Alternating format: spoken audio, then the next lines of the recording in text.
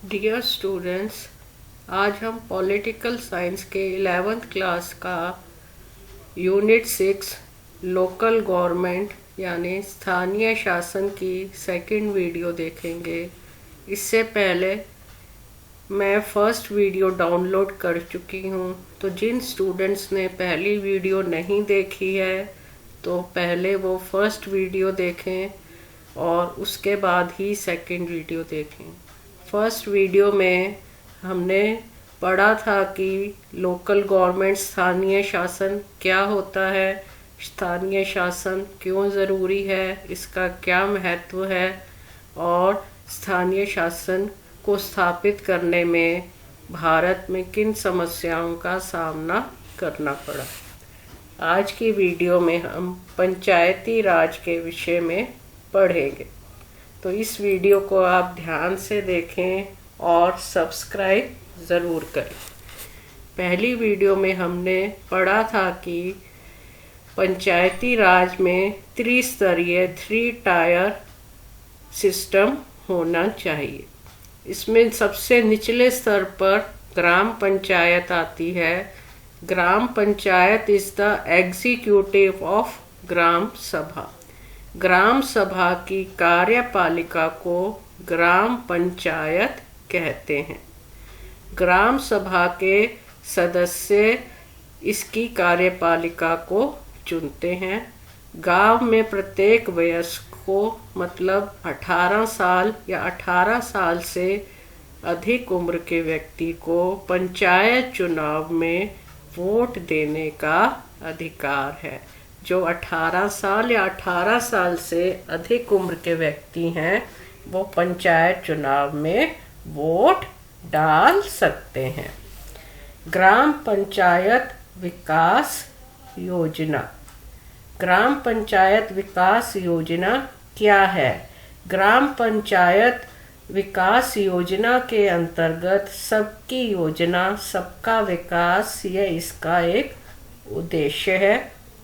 इसके अंतर्गत सैनिटेशन मतलब स्वच्छता की स्थिति में सुधार किया गया, लोगों के स्वास्थ्य में सुधार किया गया, लोगों को साफ पानी मिलता है, कुओं और टैंक के पानी को कीटाणु रहित किया जाता है, लोगों को साफ पानी मिलता है।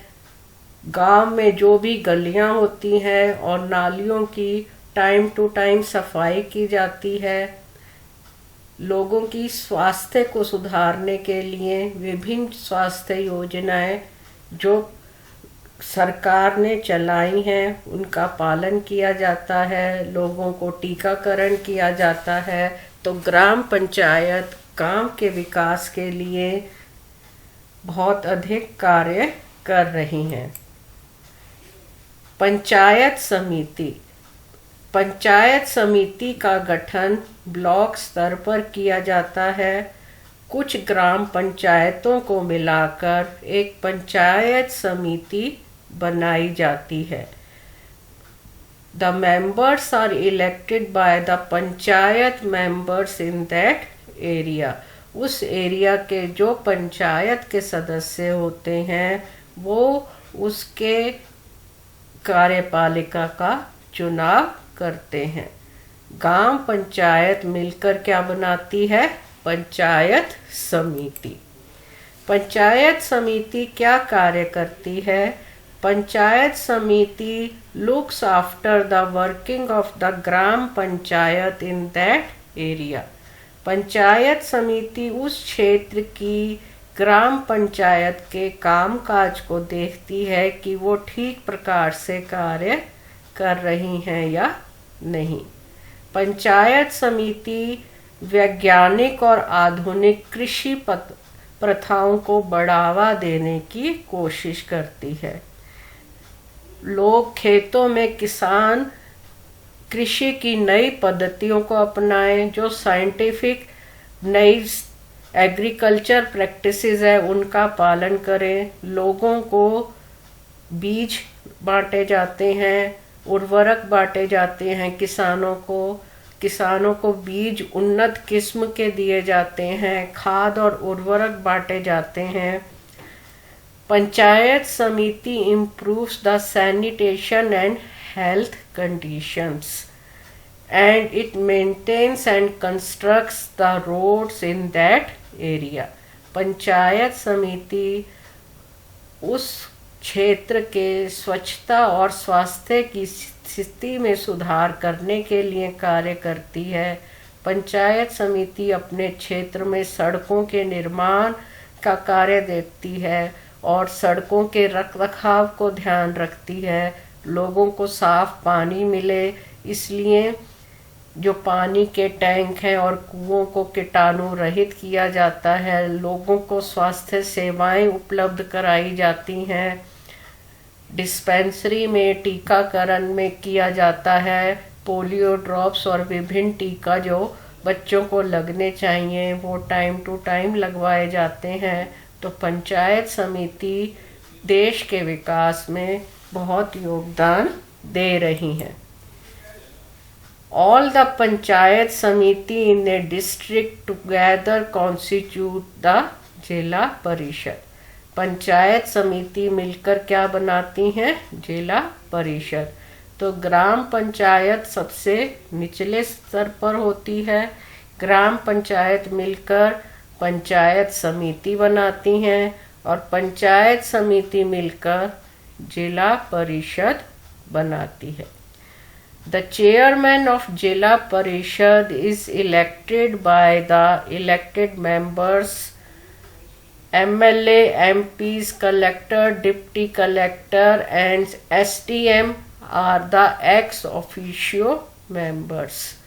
जो MLA, MP, collector, deputy collector और सब डिविजनल मैजिस्ट्रेट होते हैं वो जिला परिषद में कार्य करते हैं।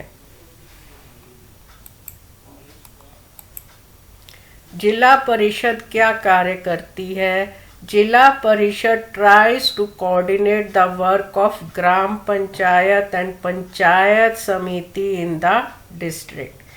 जिला परिषद जिले में ग्राम पंचायत और पंचायत समिति के काम को कोऑर्डिनेट करने की कोशिश करती है।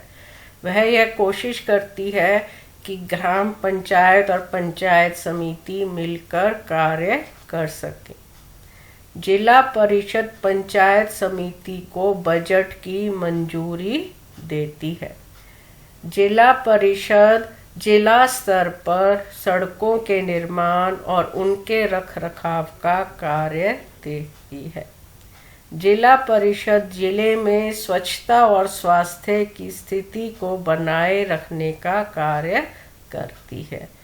जिला पूरी तरह स्वच्छ हो, वहाँ पर किसी भी प्रकार का पोल्यूशन को रोकने का कार्य करती है।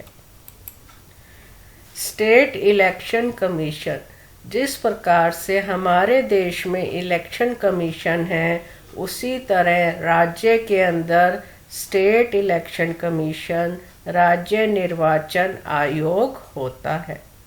राज्य निर्वाचन आयोग को राज्य सरकार स्टेट गवर्नमेंट के द्वारा अपॉइंट किया जाता है। स्टेट इलेक्शन कमीशन पंचायती राज संस्थाओं का चुनाव आयोजित करता है। स्टेट इलेक्शन कमीशन एक स्वतंत्र अधिकारी होता है और जैसे भारत के चुनाव आयुक्त इलेक्शन कमिश्नर कार्य करते हैं उसी प्रकार से स्टेट इलेक्शन कमिश्नर राज्य चुनाव आयुक्त कार्य करता है।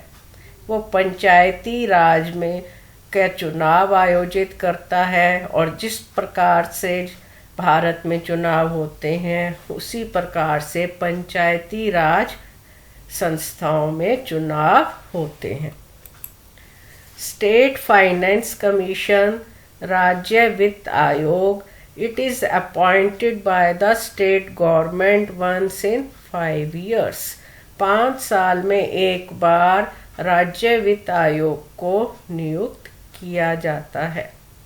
State election commissioner examine the financial positions of the local government.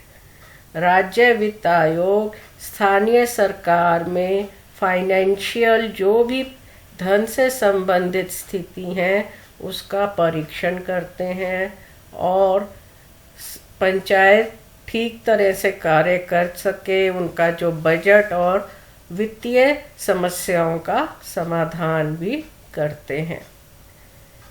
एक और राज्य और स्थानीय सरकार के बीच और दूसरी ओर ग्रामीण और स्थानीय सरकार के बीच धन के वितरण की समीक्षा करते हैं।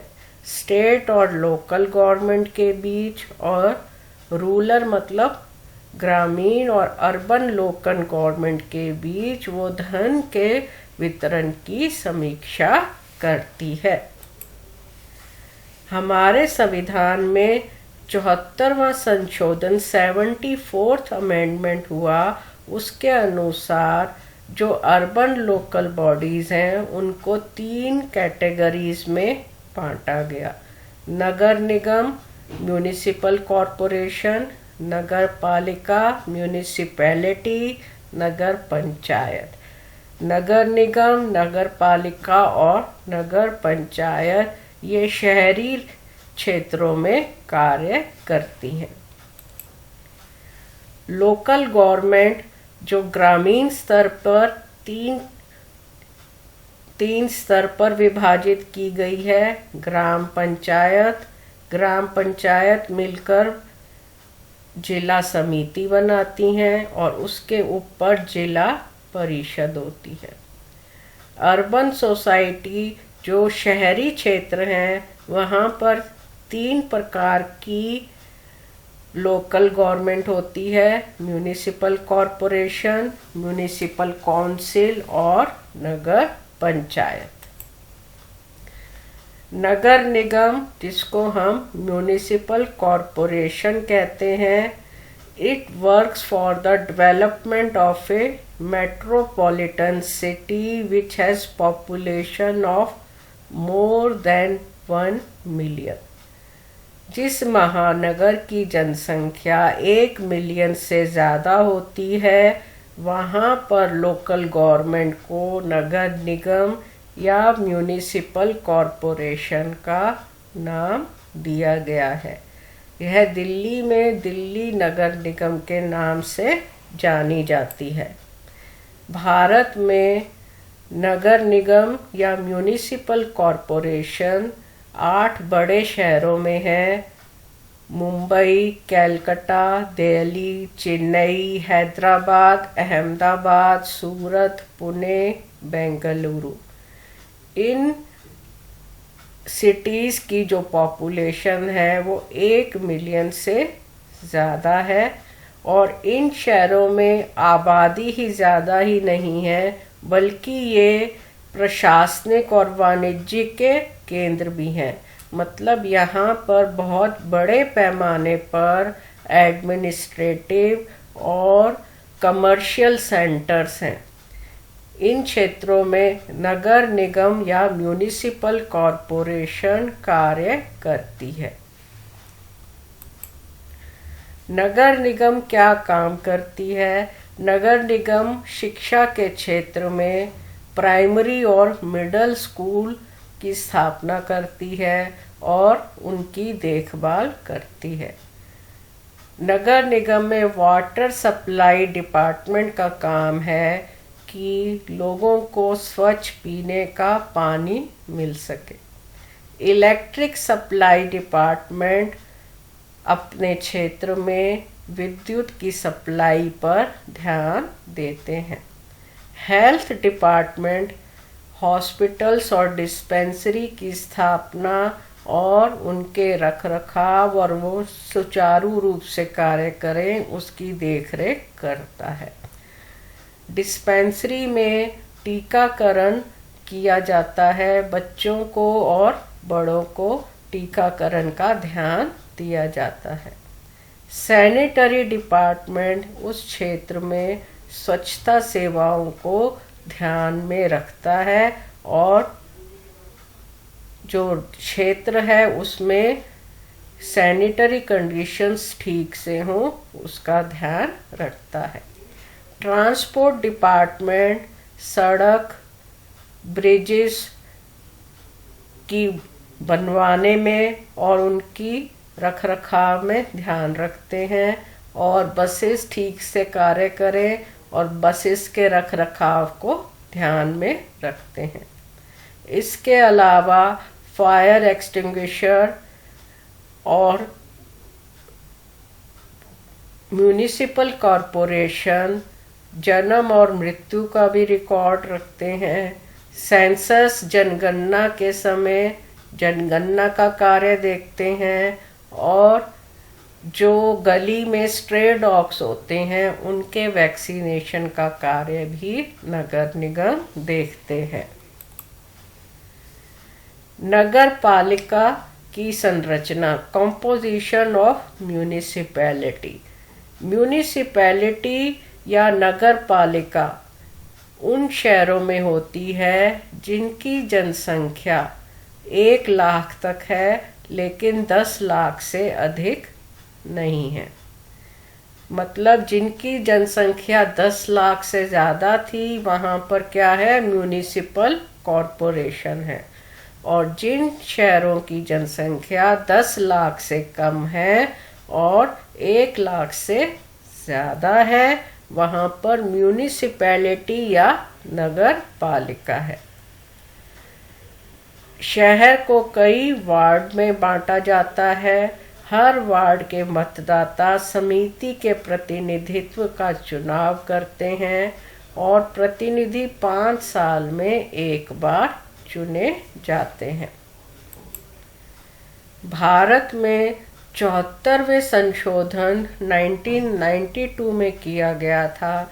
उसके तहत उदयपुर जो शहर है उसकी जनसंख्या 4,51,000 है, तो वहाँ पर नगर पालिका है। नगर निगम कहाँ थे, जिनकी जनसंख्या 10 लाख से अधिक है। अब उदयपुर में जनसंख्या 10 लाख से कम है, तो वहाँ पर स्थानीय सरकार को, स्थानीय शासन को नगर पालिका के रूप में जाना जाता है। नगर panchayat is an urban center with population more than 11,000 and less than 25,000। जिन शहरों की जनसंख्या 11,000 से अधिक है लेकिन 25,000 से कम है, वहाँ पर नगर पंचायत कार्य करती है। नगर पंचायत में एक समिति होती है जिसमें चेयरमैन और वार्ड मेंबर्स होते हैं, और इन मेंबर्स को 5 साल के लिए चुना जाता है। काउंसिलर या वार्ड मेंबर्स को प्रत्यक्ष चुनाव या डायरेक्ट इलेक्शंस के द्वारा चुना जाता है।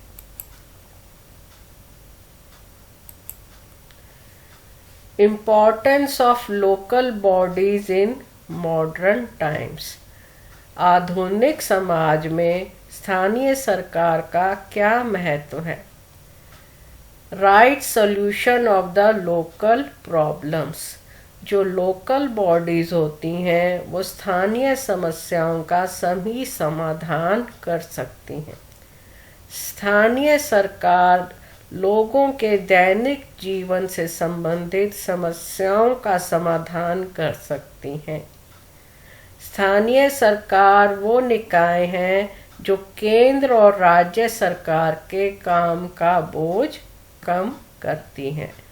मतलब लोकल गवर्नमेंट्स काफ़ी कार्य को अपने स्तर पर देख लेती हैं, जिससे सेंट्रल और स्टेट गवर्नमेंट का काम कम हो जाता है। Local bodies awaken the political consciousness. Local bodies राजनीतिक चेतना भी जागृत करते हैं। मतलब उनके क्षेत्र में जो नेता काम कर रहे हैं वो ठीक प्रकार से कार्य कर रहे हैं या नहीं। अगर उनकी सरकार, उनके नेता ठीक प्रकार से कार्य नहीं कर रहे तो वो उनकी आलोचना कर सकते हैं, उनकी कंप्लेंट कर सकते हैं। लोकल बॉडी स्थानीय शासन बनने से डिसेंट्रलाइजेशन ऑफ पावर, शक्तियों का विकेंद्रीकरण भी होता है। मतलब जो सत्ता है वो कुछ लोगों तक सीमित नहीं रहती। लोकल गवर्नमेंट्स के पास भी अधिकार होते हैं कि वो अपनी समस्याओं को सरकार के सामने रख सकें, उन समस्याओं का समाधान कर सकें, और जो विकास के कार्यक्रम बनाए जाते हैं उनमें लोकल गवर्नमेंट भी भाग ले सके। Local government before and after 73rd amendment, जो 73वां संशोधन हुआ, उसके पहले और बाद स्थानीय सरकार में किस प्रकार से विकास हुआ। 73वें संशोधन से पहले हमारे देश में त्रिस्तरीय पंचायती राज यूनिफॉर्मिटी से नहीं था। सभी राज्यों में त्रिस्तरीय पंचायती राज नहीं था, लेकिन 73वें संशोधन के बाद सभी राज्यों में त्रिस्तरीय पंचायती राज की स्थापना की गई।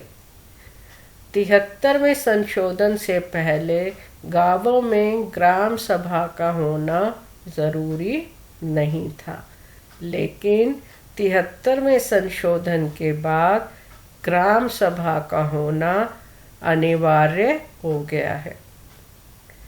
73वें संशोधन से पहले पंचायती राज का कार्यकाल यूनिफॉर्म नहीं था। कहीं पर यह 3 साल था, कहीं 2 साल और कहीं पर 5 साल। लेकिन 73वें संशोधन के बाद लोकल गवर्नमेंट का कार्यकाल 5 साल निर्धारित किया गया है। 73वें संशोधन से पहले स्थानीय शासन में इनडायरेक्ट इलेक्शंस होते थे, लेकिन 73वें संशोधन के बाद स्थानीय शासन में स्थानीय सरकार डायरेक्ट इलेक्शन, प्रत्यक्ष चुनाव के द्वारा चुनाव होते हैं। 73वें संशोधन से पहले SC, ST, अनुसूचित जाति और अनुसूचित जनजाति को सीटों में आरक्षण नहीं मिलता था, लेकिन 73वें संशोधन के बाद SC, ST को सीटों पर आरक्षण दिया जाता है और SC और ST सीटों का आरक्षण उस क्षेत्र की आबादी के अनुसार तय किया जाता है। 73वें संशोधन से पहले महिलाओं को सीटों पर आरक्षण नहीं मिलता था, लेकिन 73वें संशोधन के बाद 2/3 सीट्स जो हैं महिलाओं के लिए आरक्षित की गई हैं। तो इस प्रकार से हम देखते हैं लोकल गवर्नमेंट, स्थानीय शासन हमारे देश में बहुत उन्नति कर रहा है और बहुत विकास कर रहा है, और स्थानीय शासन ने देश के विकास में बहुत अधिक योगदान दिया है। आई होप आपको यह वीडियो समझ आई होगी। इस वीडियो को ध्यान से देखें और सब्सक्राइब ज़रूर करें। Thank you very much.